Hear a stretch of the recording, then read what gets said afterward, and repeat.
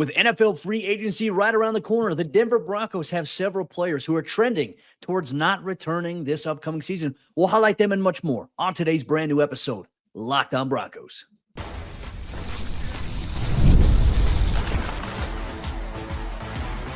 You are Locked On Broncos, your daily Denver Broncos podcast. Part of the Locked On Podcast Network, your team every day. What's happening, Broncos Country? Welcome into another episode of Locked On Broncos, your daily Denver Broncos podcast, part of the Locked On Podcast Network, where it is your team every day for all your Broncos news, content, coverage, analysis, and more. You get it here every single day. Thank you to all the everydayers out there who make us your first listen of the day, however you choose to do so. I'm Cody Roark, Broncos reporter for Mile High Sports, joined as always by Sayre Bedinger, site expert, predominantly orange.com. And look, Broncos Country, we've got a jam-packed episode for you here on today's show. We're going to wrap things up by talking about, will Sean Payton bring back some of his guys that he has some favoritism towards in free agency? We'll also take a look at maybe why Javonte Williams is trending towards not returning here in free agency. But more importantly, we're going to kick things off by highlighting the backup quarterback position. Denver's got two free agents at this position. Which one's more than likely to stay? Which one's more than likely to leave? We'll break all that down here today. Broncos Country, Sayre, really just kickstarting it off. There's a lot of conversations happening on social media, especially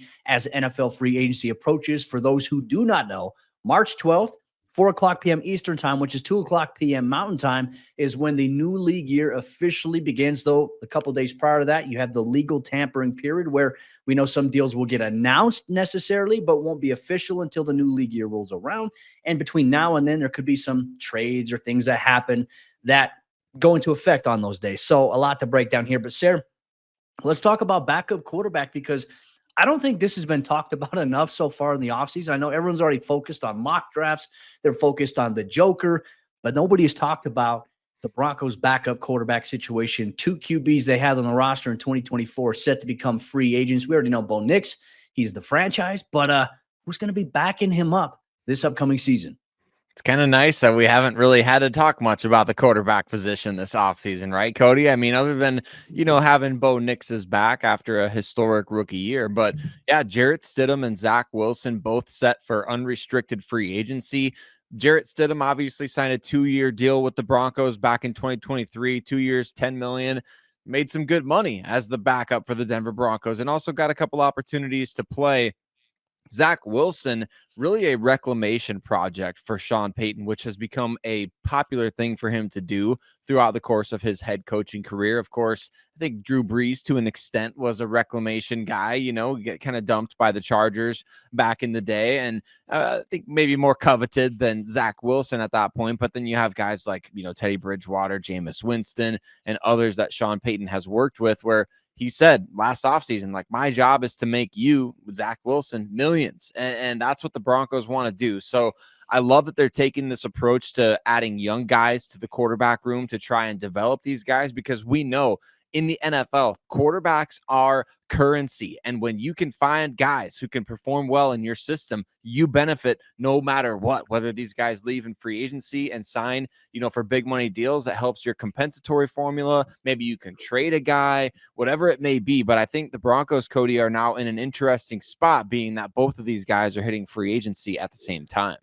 Yeah, and I think when you look at where Denver's at with their quarterback situation going forward, if you have to look at it between, okay, hey, do you re-sign Jarrett Stidham? Do you re-sign Zach Wilson? I think you and I have been very adamant as to where we would go, and that would be us re-signing Zach Wilson to a deal to be the backup here to Bo Nix, strictly because I think when you try to replicate your starting quarterback in a sense, it's very hard in today's NFL to do that. Obviously Carson Wentz is nothing like Patrick Mahomes when you look at Kansas City's situation, but you look at some scenarios around the NFL and you want to at least have a quarterback who has similar traits to your starter, because if your starter goes down, obviously your offense is going to change significantly, but you don't want as large of a drop-off if that were to happen, right? And so I look at Zach Wilson, and he's got the traits that are very similar to Bo Nix. He's got a big arm. He's got the athleticism there. And now can he reel it in Sean Payton's system, where I think that there's been a lot of momentum trending towards Zach Wilson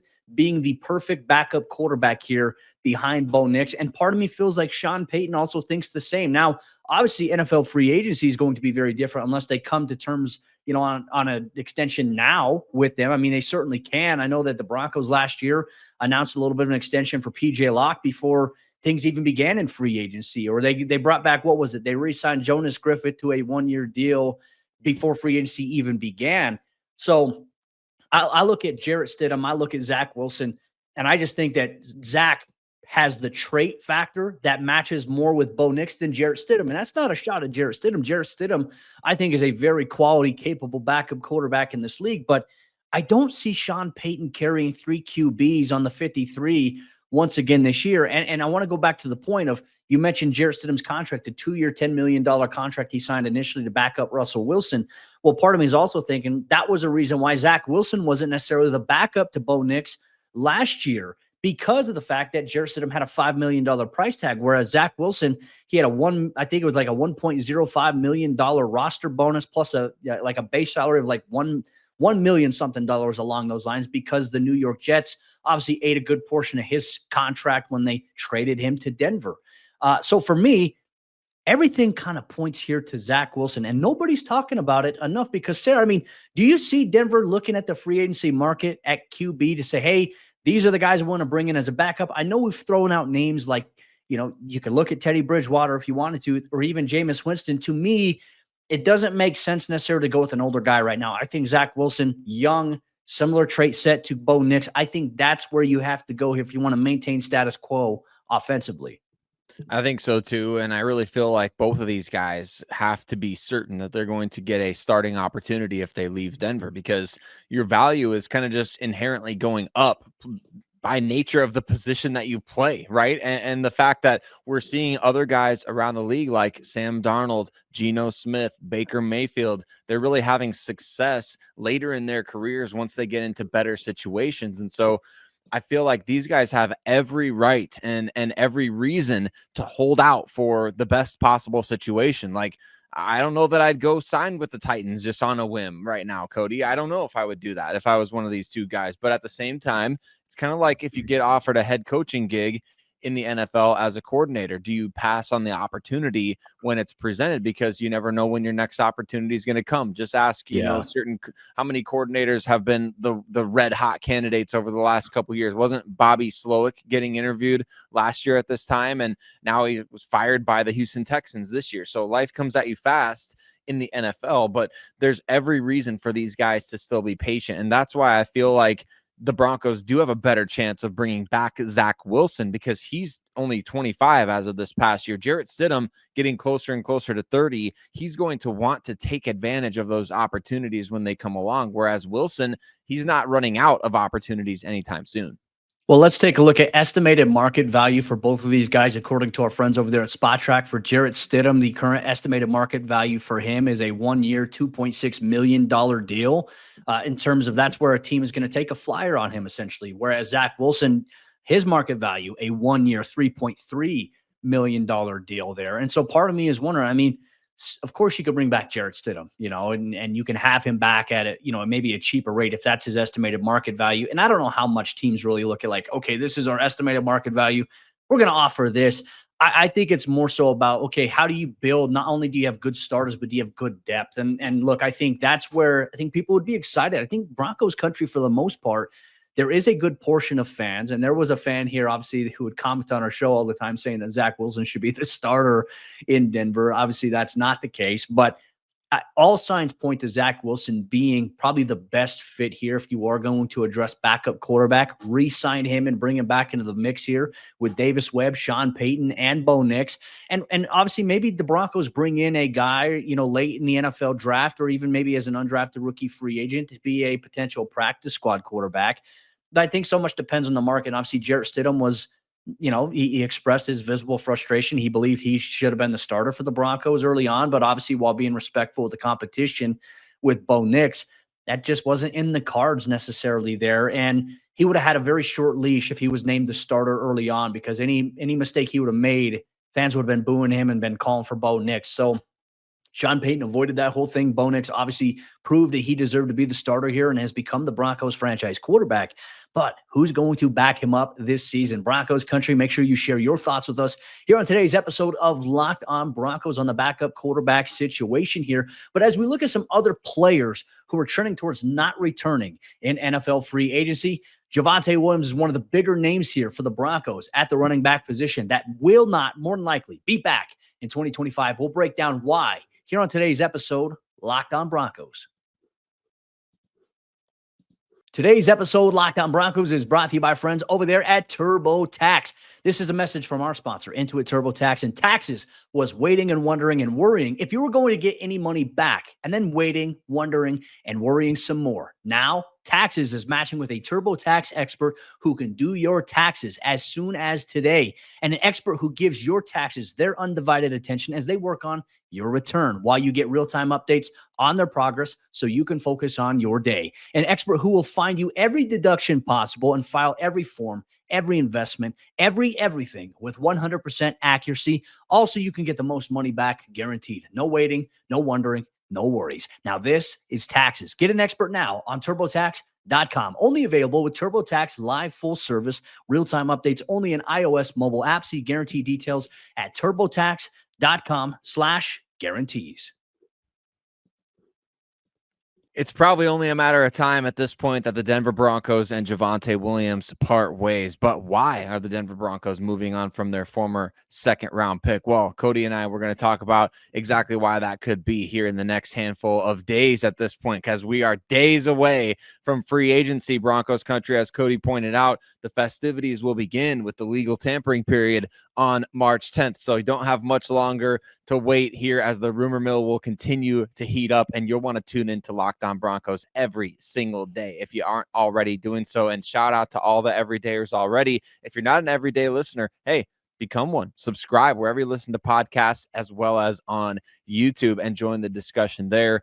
Let's talk about Javonte Williams, Cody, because I think what would be shocking at this point is if the Broncos did bring him back, because I don't think anybody believes that's going to happen. Now, the writing seems to be on the wall, and I think we saw this past season. I mean, there were games where Javonte was getting 1 carry, 2 carries, maybe sometimes less than that. I mean, it seemed like they were almost trying to phase him out, but then he would have the occasional big game as well. So given the way things have gone the first 2 years of the Sean Payton era, why would you say Javonte Williams is one of the most likely, as we look at this list? I mean, he's probably the most likely free agent to leave in 2025, at least from what I can see. Yeah, I mean, I think it's all because Sean Payton is trying to find his next joker, whether that's at tight end or running back. I mean, it definitely puts Javonte's future here with the team up in the air a little bit. And I also think, too, Sean, I think Sean's approach with Javonte, Sean definitely didn't try to rush him back, in 2023 when he first took over. Like, we were all wondering if it was going to be, maybe if he's going to start the season on a PUP list necessarily. Come to find out, we're out there for our first day of training camp. And even the Broncos official website posted out there that they weren't sure whether or not Javonte was going to be out. Day one, we go out there, Javonte's in a helmet. He's moving around. Like, he attacked his rehab vigorously. And, part of me wonders, like, did he rush it back? He didn't have necessarily the most effective season coming off of the injury, but for him to do what he was able to do coming off that major knee injury in 2022, I felt like, all right, hey, there's room for grace here for Javonte. Look, we saw some hesitation, and we saw, maybe him not seeing the hole at times or him double thinking it. But the one thing I would say is that carried over here into 2024, with him coming out and obviously losing 10 pounds in the offseason. We started to see his role diminish a little bit. And obviously with Denver going and getting a running back in the NFL draft, part of us, that was kind of like a writing on the wall. Like, hey, this is kind of putting Javonte Williams on notice. And down the stretch, Javonte's role kind of diminished a little bit outside of passing situations here. So for me, I look at free agency and I look at where Denver's at. The run game hasn't been good enough. And that tells me that this is where a change is going to happen. And more than likely, it means that Javonte will not be back here with the Broncos. And look, I would say it's the frustrating nature of the game, right? When we look at the running back position, we look at the miles that these guys really kind of put on their bodies, the physicality that they absorb in a season. And you look at his injury. What happened to Javonte was not his fault. And it definitely altered the trajectory, I think, of his career coming off of that major knee injury there. You know, the moment you have something like that at running back, a lot of people look at you and like, he's never going to be the same. And certainly there were some evident, I'd say physical things that showed that, hey, maybe he's not the same player yet. Maybe he can get back there. But unfortunately, that derailed his trajectory, I feel like, with the Broncos. And, unfortunately, in this business, how the NFL is, teams look at that and they look to go elsewhere. They look to go younger. And this is one of those positions I feel like is now getting churned out. Unless you're like the Derrick Henrys of the world or Saquon Barkley's, the shelf life of this position and for guys playing it to stay with one team for quite some time, it's not as likely. And I think those are the signs as to why Javonte is not going to be there. And look, even though he lost 10 pounds there, he didn't even come close to even last year, like 2023's numbers. In 2023, he just barely scratched over 1,000 all-purpose yards. This year, I think he was like 800 something at that point. So he just wasn't the same effective guy that we had seen as a rookie. And that's unfortunate. But I will say this, if free agency goes on and he doesn't necessarily have a strong market, he doesn't land anywhere, I wouldn't be surprised if they try to bring him back on a 1-year deal, but he wouldn't obviously be a guy that I think is heavily featured in the offense anymore. I don't think so either. And a lot of folks have had the opinion over the last couple of years that, well, the reason why Javonte hasn't been able to put anything together is because Sean Payton doesn't stick with anybody for any period of time. And to that, I would say, I don't think he's given any reason to stick with that, what we're seeing when he's out there on the field. I mean, it's been super frustrating. Even when he gets the ball in space, we're not seeing him create offense. That's the problem. If you're a featured running back in an NFL offense, you have to be able to create offense. And Javonte's calling card coming out of North Carolina was yardage after contact, breaking tackles, physicality. We haven't been seeing that the last couple of years. Now, again, the injury derailed things. We're not trying to be overly critical without adding context, obviously. But for me, Cody, I just don't think you can plan every single week to say, hey, Javonte is going to be having, 25 to 40 snaps a week.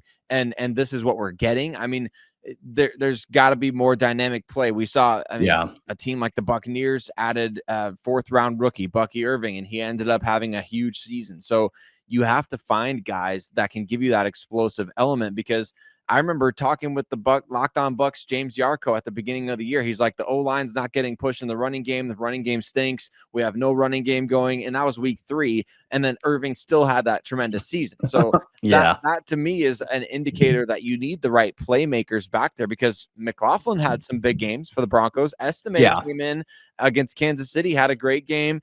I mean, guys had good games at times, but man, is it run scheme? Is it the running back? Is it a combination? I mean, to me, I would say 2-year sample size has given us an indicator that maybe Javonte is kind of the common denominator.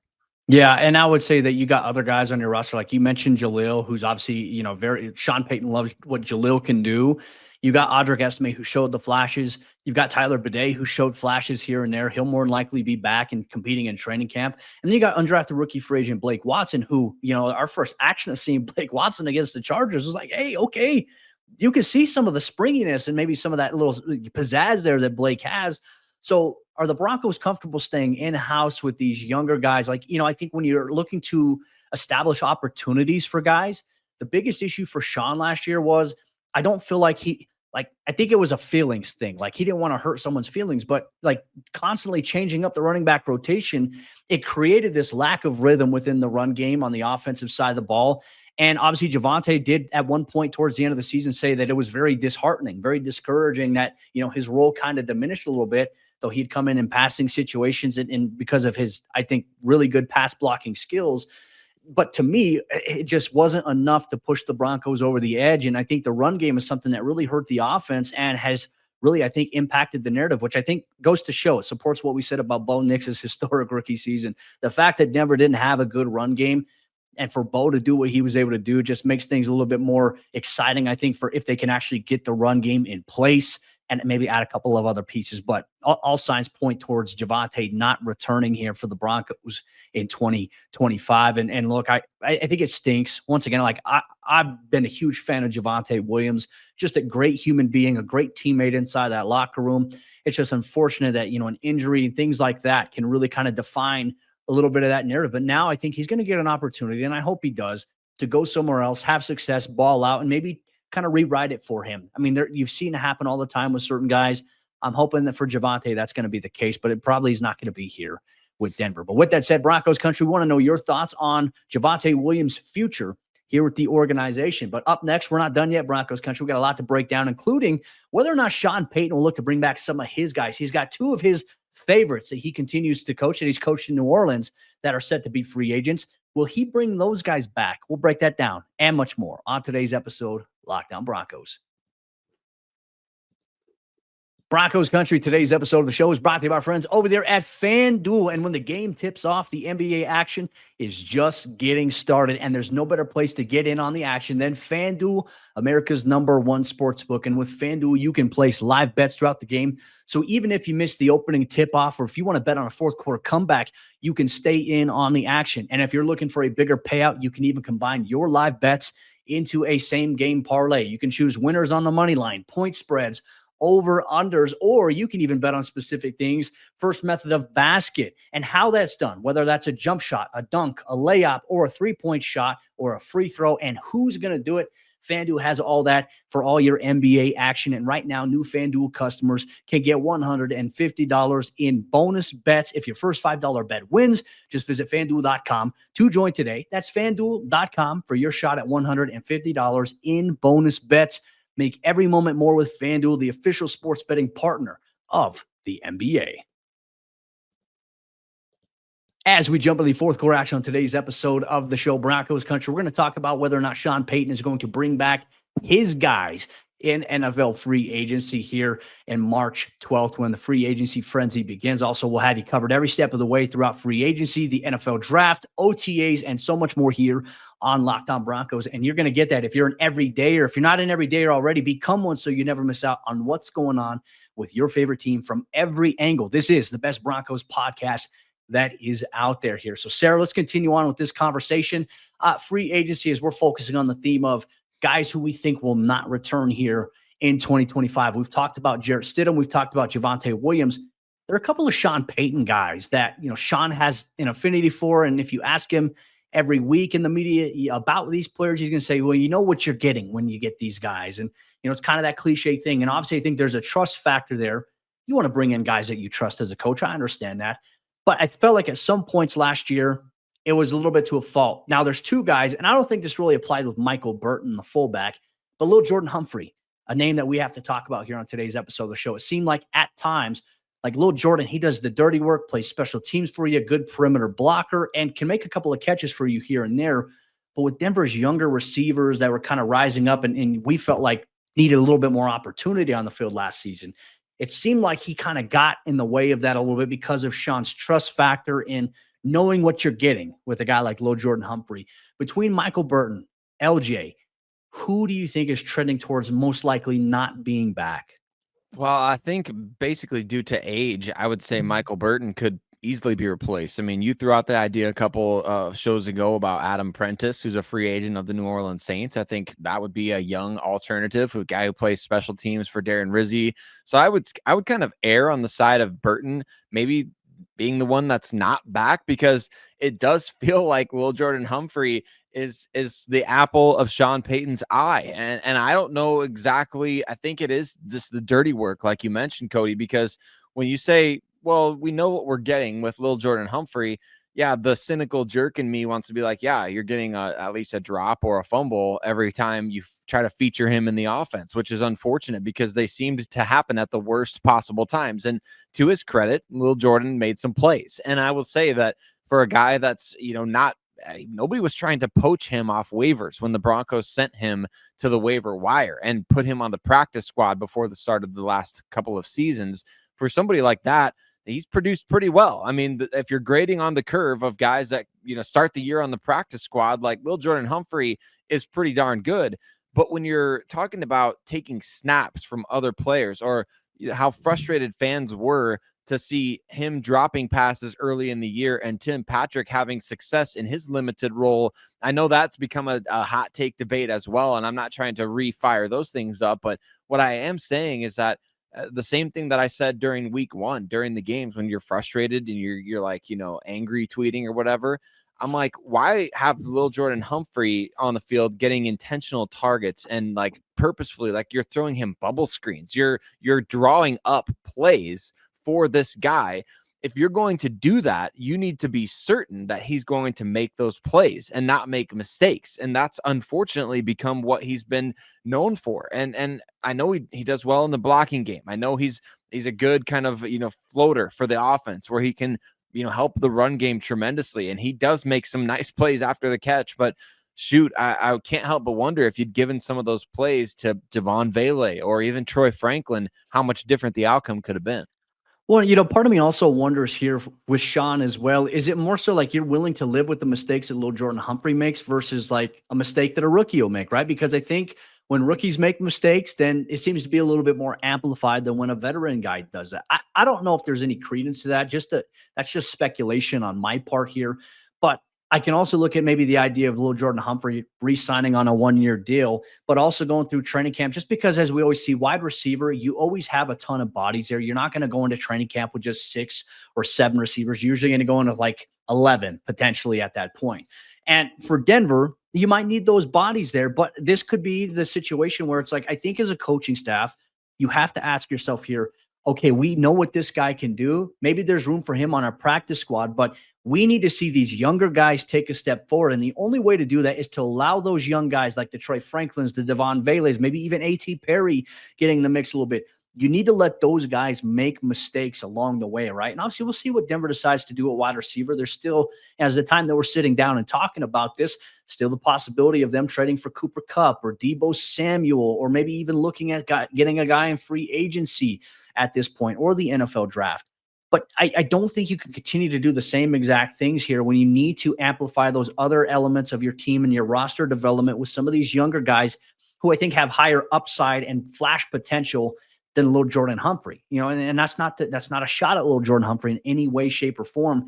As you mentioned, he does the dirty work. He can make a couple of good plays here or there, but is he the ultimate boom or bust guy here for your roster when you have guys with the size and speed and the ability to create separation like Troy Franklin, or the catch radius of a guy like Devon Vele, or the unknown factor right now of A.T. Perry, who's obviously 6'5" and runs ridiculous speed there? Is that where you want to shift your focus, or do you want to stick with what you know because, hey, it's comfortable, we understand it, we know what you're going to get? But I think you can ask yourself the question, are you getting enough from him? And I don't think that's the case here. So I don't think he's going to be trending towards returning here. But let's go here to Michael Burton here once again. The fullback position. Burton's obviously one of the key special teams players here for Denver. Darren Rizzi's coming in. Does it make more sense for the Broncos to focus on Nate Adkins or to bring it all back here with Michael Burton? Because look, I don't think you're getting – I think Michael Burton adds value to what you want to do offensively, but how often did we see Burton in at fullback this season for the Broncos versus you saw more 12 personnel with Troutman and Adkins in those roles specifically? Yeah, I think that's a great point, and it's exactly why I can't help but wonder if the Broncos are going, because it seems like one of those things that Sean Payton wants to have the old school fullback as a break glass in case of emergency sort of thing. But at the same time, Michael Burton, he's 33. I can resonate with, hey, you're entering your mid-30s, man. I get it. I mean, how much longer are you going to be able to do it? And when do you get replaced by somebody who's younger than you? That's the thing that I keep going back to as well is, man, he's been doing it for a long time, and that aspect of his game is both valuable, but also it kind of puts the writing on the wall a little bit to say, hey, our pro scouts are going to have to really determine, can you do this again for another full NFL season, or do we need to go after somebody with more upside? Because, and again, that's such a hot button term, isn't it? I mean, you want the upside of, hey, we want to put the higher overall player in Madden into the lineup and things like that. But there's certain things that these other guys do well. They're not going to rank high on the Madden ratings, but they're going to do a lot of good things for your football team over the course of the season and play a lot of valuable snaps. Well, and I think with Burton as well, I think there's a difference, right? I think when you look at the position of fullback, it's hard to find really good fullbacks, I think, that are old school, that can play it the old school way. But Burton also caught several passes out of the backfield and also had a receiving touchdown against the Los Angeles Chargers. I think that when it comes to age, right, and their skill player position specifically, I think people are a lot more skeptical of a wide receiver who's 33, 34 years old, I'd say, versus a fullback who's that age, or even you look at like long snappers. You see long snappers that play such a long time into their 30s and even mid 30s. And it's like, oh, well, it's different. That positional demand is a little bit different. I think in today's NFL, you have to find balance. And I think this is why, we've made the argument about Nate Adkins, is that Nate Adkins is a big body guy who can do the fullback position stuff, but he can also do the receiving stuff that, you use out of a hybrid tight end. So is that where the NFL is trending? I think a little bit more so. Obviously, I think the situation in Baltimore is a little different. You got Derrick Henry, but you also got a big, beefy fullback who can open up some lanes for you. I'm very curious to see how the Broncos land on this position, specifically in feeling like, hey, we can do this with a tight end type player, or do we stick with a traditional fullback like Burton and continue to proceed forward? And I don't know where Sean's going to be trending, but I mean, I think if you are going to bring back any guy between Lil'Jordan Humphrey and Michael Burton, I would probably lean towards bringing back Michael Burton over him at this point, and then having him compete during training camp. I mean, remember last year, it was late in the NFL free agency. Then he signed a one-year deal to come back to Denver. So is that going to be the same situation here for Burton once again at a position? I think we can look at across the NFL and say the outlook on it is changing, and you're not seeing as many fullbacks, I think, as we used to see. But it's nice to see that some coaches like Sean Payton can keep that position alive. Keeping these guys alive, keeping that business afloat. It's like an old mom and pop shop, right? Like you got your spots that you like to go. There's this donut shop here in Omaha, Cody, that I see these old guys sitting in every single time I go there.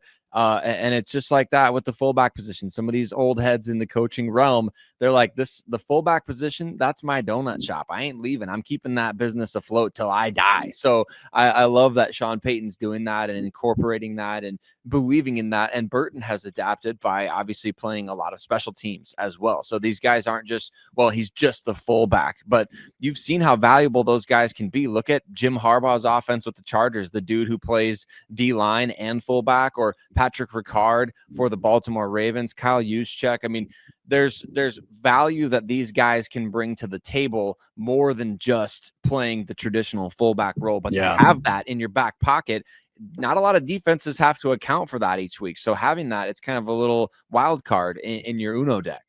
Well, it kind of opens up exactly what we're going to be talking about on tomorrow's episode of the show, Broncos Country. For all you everydayers, that'll wrap up today's show. But for tomorrow's show, there's been a lot of conversation about Taysom Hill and whether or not he would be a fit here for the Broncos offense, as he's getting to a point where the Saints are trending towards releasing him. Would that add any dynamic to the Broncos offense, or should they avoid bringing Taysom Hill to the Mile High City? We'll break that down and look at every angle on tomorrow's brand new episode of the show.